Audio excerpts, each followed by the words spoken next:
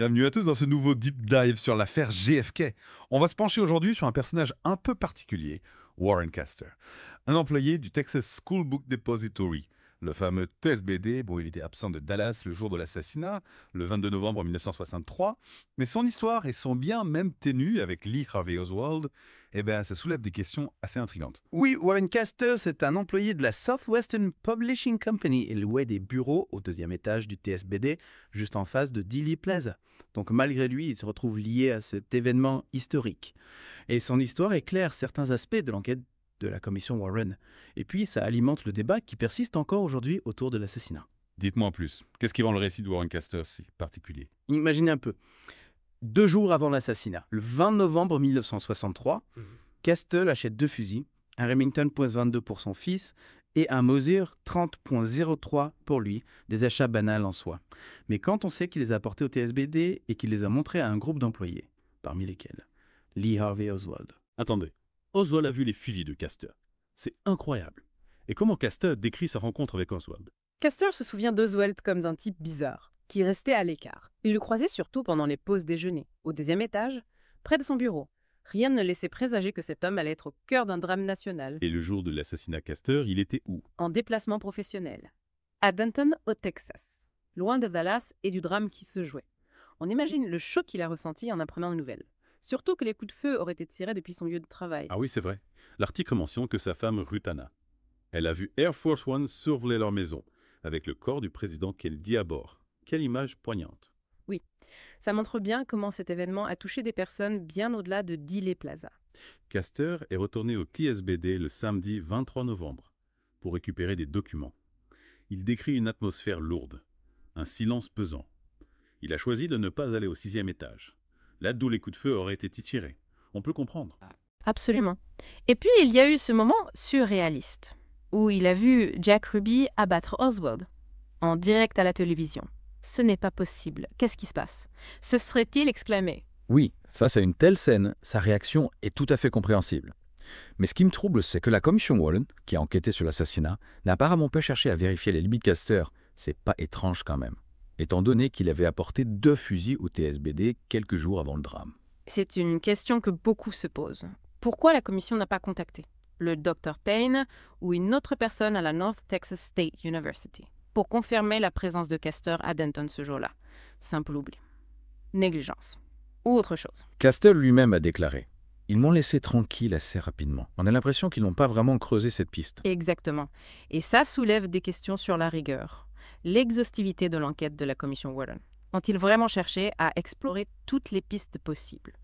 Ou ont-ils suivi une direction prédéterminée? D'autant plus que l'histoire des Castor prend un tenant encore plus intriguant. Avec ce « et si » qu'il a raconté, un ami voulait regarder le cortège présidentiel depuis le TSBD. Et Castor lui avait suggéré d'aller au 6e étage pour voir la meilleure vue. Ouais, au 6e étage pour avoir une meilleure vue. Heureusement, son ami a choisi d'aller au Trademark finalement. Waouh, ça donne froid dans le dos. Imaginez si l'ami de Castor avait suivi son conseil. Oui, on peut se demander ce qui se serait passé. Si Castor avait été présent au TSBD ce jour-là, ses fusils auraient-ils été retrouvés sur place? Auraient-ils été intégrés à l'enquête? Aurait-il pu changer le cours de l'histoire? Des questions troublantes qui alimentent les spéculations, c'est sûr. Mais au final, que pensait Castor lui-même de la culpabilité d'Oswald? Malgré toutes ces zones d'ombre, Warren Castor était convaincu qu'Oswald avait agi seul. Il le qualifiait de vrai cinglé, persuadé qu'il était le seul responsable de l'assassinat. Intéressant. On voit que même en ayant été indirectement lié à Oswald et au TSBD, Castor n'a jamais remis en question la version officielle. Cela nous amène à un autre point important. La désinformation qui entoure l'affaire JFK. Un des articles que vous avez partagé mentionne une certaine Ruthane, supposément liée à Warren Castor. Oui, et c'est là qu'il faut être très prudent. La femme de Warren Castor s'appelle Ruthana. Et elle n'a rien à voir avec cette Ruthane. C'est un exemple parfait de fausse piste, de rumeurs sans fondement qui circulent autour de l'assassinat de JFK. C'est vrai, on a parfois l'impression que certains ont voulu brouiller les pistes, sommer le doute et la confusion. Comment on peut, en tant que lecteur, démêler le vrai du faux dans ce dédale d'informations contradictoires? C'est un vrai défi. Il est essentiel de croiser les sources, de recouper les infos, d'analyser les témoignages avec un regard critique. Ne jamais prendre pour argent comptant tout ce qu'on lit ou entend. L'esprit critique est notre meilleur allié dans cette quête de vérité. D'ailleurs, l'histoire de Warren Castor nous le rappelle avec force.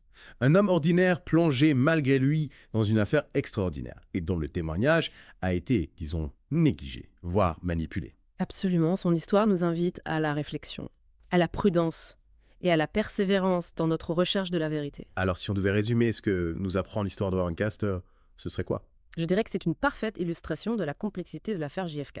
Un simple employé avec un lien apparemment anodin avec Lee Harvey Oswald soulève des questions troublantes sur l'enquête de la commission Warren et met en lumière la désinformation qui entoure cet événement tragique. Effectivement. Et même si Castor était convaincu de la culpabilité d'Oswald, son histoire et notamment le fait que son alibi n'ait pas été vérifié.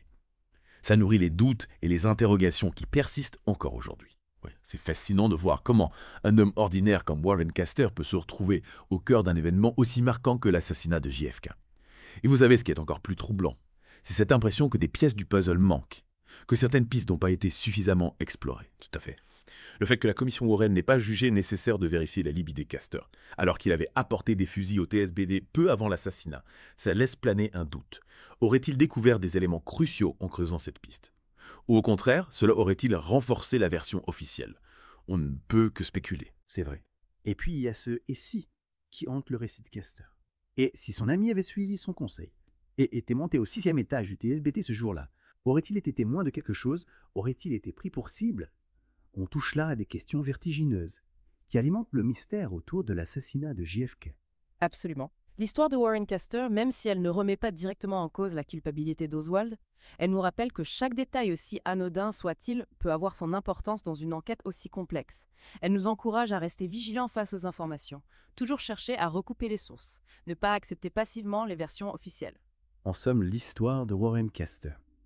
C'est une invitation à l'esprit critique, à la recherche de la vérité, aussi difficile soit-elle à atteindre. C'est un rappel que l'histoire est souvent faite de zones d'ombre, de silence, de pistes inexplorées. Exactement. Et c'est ce qui rend l'affaire JFK si fascinante. Même après toutes ces années, le mystère reste entier.